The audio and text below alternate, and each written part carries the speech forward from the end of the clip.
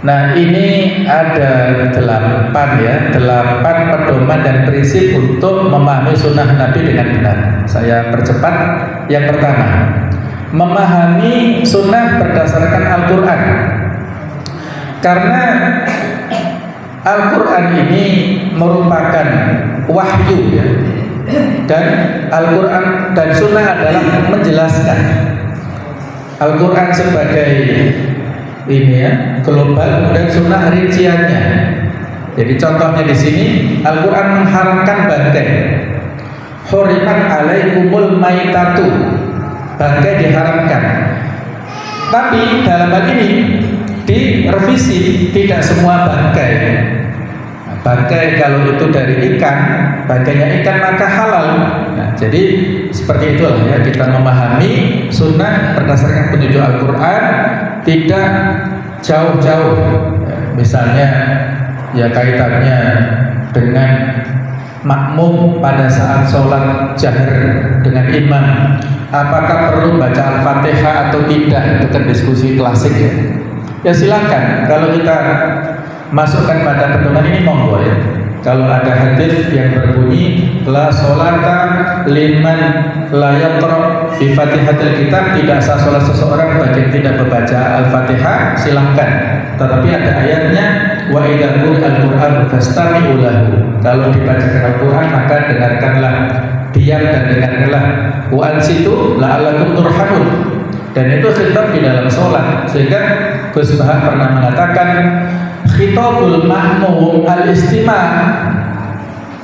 Konteks redaksi untuk makmum adalah mendengarkan apa yang dibaca oleh imamnya. Nah, monggo kalau kita mau mengambil pendapat itu silahkan. Tetapi kalau nanti ada penjelasannya, imam memberikan kesempatan pada makmum untuk membaca Al-Fatihah sendirian ketika misalnya imamnya setelah amin memberikan kesempatan, makmum juga monggo antum baca Al-Fatihah sendirian. Tapi kalau tidak ada kesempatan, jangan memaksakan. Nah, jadi menggabungkan ya semua pendapat seperti itu.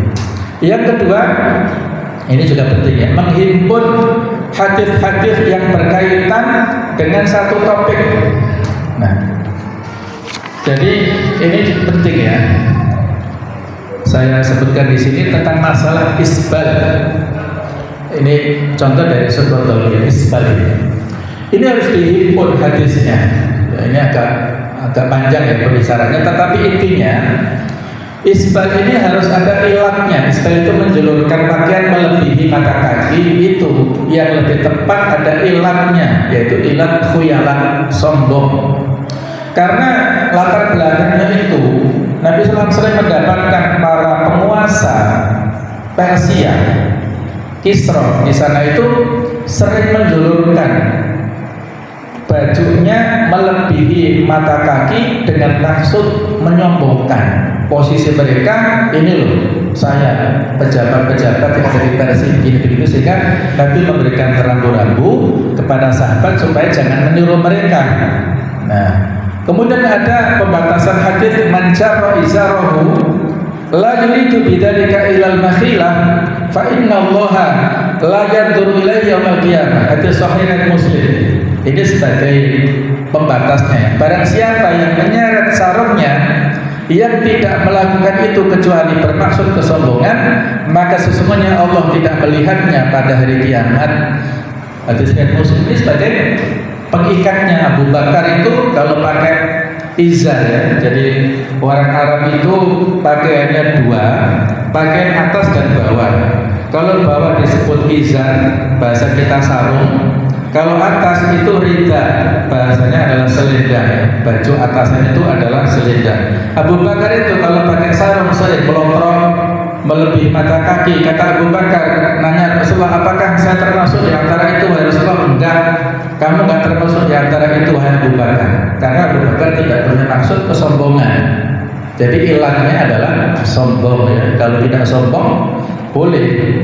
Yang agak perlu dikritisi itu kalau dia tidak isbal tapi merasa paling-paling dan seterusnya, itu harus dihindari.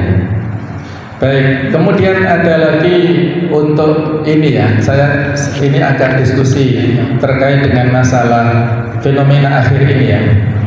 Jadi ada pencerama yang mengatakan hukum menyambut tamu dengan berdiri itu haram, nggak boleh. Antum setuju nggak? Masa sih nggak boleh? Masa nggak boleh? Kita tradisinya benar. Penceramah ini mengambil dalil hadisnya sahih ya, tapi karena tidak dihimpun dengan hadis lain sehingga kesimpulannya parsial. Ada hadisnya begini: Man sarrahu an yatamassala lahun nas qiyaman. Barang siapa yang suka untuk disambut orang lain dengan berdiri, falyatabawa maq'atahu minan nar, maka hendaklah menempati tempat duduknya di neraka. Siapa yang nggak takut dengan neraka? Waduh, berarti nggak boleh menyambut orang dengan berdiri. Nah, nanti dulu ya. Jadi jangan langsung mengambil kesimpulan dari satu hadis. Banyak hadis lain. Nabi itu pada saat menerima kedatangan Abu Ja'far bin Abi Thalib yang saat itu baru pulang hijrah dari Habasyah. Jadi kaum muslimin itu hijrah ke Habasyah itu pada tahun ke-5 kenabian dalam 2 gelombang. Kemudian mereka baru pulang dari Habasyah menuju ke Madinah itu baru tahun 7 Hijriah. Nabi senang mendapat kedatangan para sahabat, termasuk pimpinannya adalah Ja'far bin Abi Thalib. Beliau berdiri menyambut Ja'far, merangkulnya dan menciumnya sebagai bentuk penghormatan kepada Ja'far bin Abi Thalib. Kemudian momentum yang lain, Nabi juga pernah menyambut Fatimah putrinya dengan berdiri. Momentum yang lain, ketika Sa'ad bin Mu'adh datang di Madinah, maka Nabi mengatakan kepada penduduk Madinah, "Qumu li sayyidikum," berdirilah untuk menyambut pimpinan kalian, Sa'ad bin Mu'adh. Luar biasa, Sa'ad bin Mu'adh itu tokoh besar ya, yang membantu Mus'ab bin Umair menaklukkan, mengislamkan penduduk Madinah. Ada 2 Sa'ad, Sa'ad bin Ubadah dan Sa'ad bin Mu'adh ini. Sa'ad bin Mu'adh ini meninggal setelah perang Ahzab itu. Ketika meninggal itu singgah sana arsy Allah itu bergetar menyambut kedatangan roh daripada Sa'ad bin Mu'adh. Masya Allah, luar biasa orang ini. Itu pimpinan orang-orang Madinah, orang Ansar. Qumu li sayyidikum, berdirilah untuk menyambut kedatangan Sa'ad bin Mu'adh ini. Nah, bagaimana cara mendudukkan? Man sarrahu an yatamah, dan seterusnya itu khitabnya untuk orang yang kedatangan, orang yang datang tamunya. Sementara ini adalah untuk orang yang kedatangan, jangan dipolak-balik, paham ya? Seperti begini loh ya, antara orang yang menjadi tamu dan tuan rumah itu jangan mengambil dalil yang salah. Kalau salah nanti salah kedaden. Misalnya tuan rumah mengatakan ad-dhaif kal mayyit, tamu adalah seperti orang mati. Kemudian tamunya berdalil man kana yu'minu billahi wal yawmil akhir falyukrim dhaifah. Ini salah dalam mengambil kebalik. Seharusnya tuan rumah mengatakan dalil beriman, kalau dia beriman pada waktu yang terakhir hendaklah dia memuliakan tamu. Tamunya mengambil dalil tamu seperti mayit, tergantung perlakuan tuan rumah. Nah, ini juga kurang lebih seperti itu.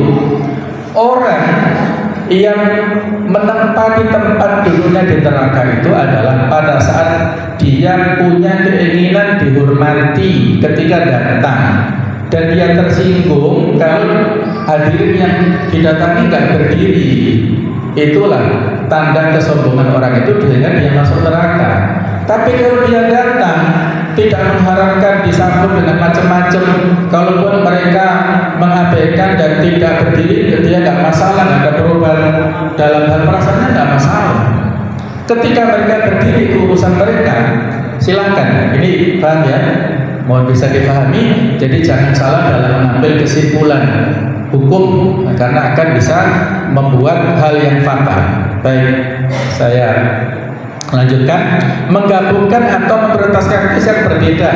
Ini ada 3 cara menggabungkan. Jadi yang saya contohkan, membaca Al-Fatihah bagi makmum dalam sholat jahar, kemudian dilihat dari sisi sejarahnya.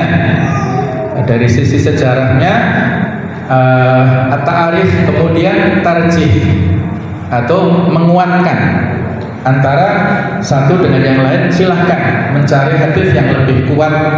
Ada majelis tarjih misalnya, kemudian ada bahtul masail dalam rangka untuk ini. Ini contohnya nikah mut'ah itu Nabi pernah membolehkan, tetapi itu hanya sementara, direvisi. Jadi dibolehkan satu peperangan saja, kemudian dihapus selamanya. Maka kalau sudah dihapus ya jangan dicari-cari lagi alasan ya, nikah kontrak ini. Tradisi orang-orang Syiah. Baik, berikutnya memahami hadis berdasarkan sebab, kondisi dan tujuan. Ini yang populer ya. Ketika Nabi melihat orang-orang para petani Madinah itu mengawinkan kurma antara kurma jantan dan betina, putih dan benang sari atau apa bahasanya. Jadi dikawinkan. Nabi mengatakan, saya kira tidak perlu itu. Nah, kemudian dipraktekkan, dikira ini wahyu. Mereka menghentikan tradisi mengawinkan silang kurma jantan dan betina itu, sehingga hasil tani kurma pada tahun depan menurun drastis. Akhirnya mereka protes pada Rasulullah, kami telah praktekkan perkataan panjenengan kok hasil kurmanya menurun ya. Maka Nabi mengatakan, antum a'lamu bi umuri dunyakum, kalau lebih paham tentang masalah dunia kalian. Yang saya katakan dulu hanya pendapat pribadi, bukan persoalan yang kaitannya dengan kalian. Kalian lebih paham tentang masalah pertanian. Adapun masalah yang lainnya ya mungkin saya lebih paham. Ini harus didudukkan permasalahannya, dan ini jangan diambil mentah-mentah ya, jangan di capture atau jangan di framing hadis ini untuk urusan yang lain, urusan politik, urusan ekonomi, menganggap kita lebih tahu daripada Rasulullah sehingga kita meninggalkan sunnah. Nah, itu maksudnya ya. Ini hadis penting tapi dipahami dari sababul wurudnya, latar belakang terjadinya. Nah, kemudian yang kelima, membedakan antara tujuan yang berubah dan tujuan percakapan yang tetap. Misalnya hadis Nabi memakai gamis. Ternyata banyak hadis Nabi yang menyebutkan beliau memakai kain Yamani, kemudian baju kiswaniyah dan lain-lain. Ternyata usul prinsip dari hadis tentang pakaian tersebut adalah menutup auratnya, bukan pada jenis pakaiannya. Paham ya? Jadi silahkan, kalau tadi Nabi orang Arab kita pakai baju gamis juga silahkan, mahabbatan lahu. Tetapi jangan lupa Abu Jahal juga pakai gamis. Kita suka, saya juga kadang-kadang ya pakai gamis ya. Maafkan ya Pak, bukan. Ini untuk kita semuanya. Saya juga suka kadang-kadang. Tapi intinya menutup auratnya, ya, bukan pada gamisnya. Karena di sini persoalan geografis tadi ya, berbeda antara mereka dengan kita. Dan memakai gamis ini kelebihannya apa? Kalau tradisi kita itu ada syiar, ishhadu bi anna muslimun ya. Saksikanlah kalau kita ini orang yang muslim, itu sunnah, boleh. Dulu dosen kami dari Syria, seorang alim ya, beliau Syekh Al-Qattan itu memberikan instruksi kepada mahasiswa, kalau dengan memakai sarung, orang lain ketika saat melihat langsung bisa menyimpulkan, oh ini orang muslim. Berarti silahkan, kita dianjurkan pakai sarung kalau kuliah ini. Kalau orang lain menyimpulkan dengan melihat kita pakai sarung itu kesimpulan awalnya sebagai muslim, maka dipersilahkan. Karena dengan identitas itu kan maksud pakai sarung mau melakukan perbuatan tercela gitu kan. Jadi sarung sebagai bentengnya. Maksud pakai gamis kok ke karaoke misalnya ya. Misalnya, nah itu boleh. Itu adalah sebagai bentengnya. Pakai pukul kaji, pukul putih kok mosok dan seterusnya ya. Jadi silahkan. Ini hal-hal yang ini ya. Baik, kemudian kita percepat. Ini membedakan makna harfiah dan makna kiasan. Jadi suatu saat Nabi pernah mengatakan yang paling cepat meninggalnya itu yang paling panjang tangannya. Kata Nabi begitu, sehingga para istri Nabi berebut mengukur siapa yang paling panjang tangannya. Ini berbeda. Kalau panjang tangan dalam bahasa Indonesia itu yang suka mencuri, tapi kalau dalam bahasa Arab panjang tangannya yang suka bersedekah. Beda, lain lubuk, lain belalang. Jadi itu ya, berbeda antara kita dengan mereka. Jadi harus dibedakan. Kemudian yang ketujuh, membedakan antara yang tidak terlihat dan yang terlihat. Ini contohnya pohon di surga yang ketika orang berjalan di bawahnya, keteduhannya dalam waktu 100 tahun pun belum cukup untuk melewatinya. Tampaknya yang dimaksud dengan 100 tahun dalam hadis tersebut adalah menurut tahun-tahun di dunia.